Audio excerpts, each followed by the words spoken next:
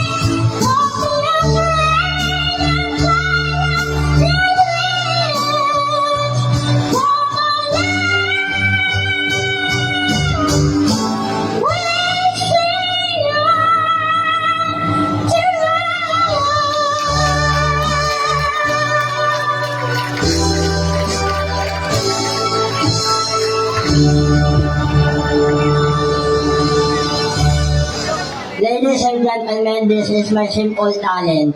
Naniniwala po ako na karamihan po sa inyo ay hindi po natuwa at namangha. Ngunit naniniwala po ako na iisa lamang po ang sasabihin ko. Ang talentong ipinakita ko ay purong-puro, hindi po pagpapakitang tao. Maraming salamat po.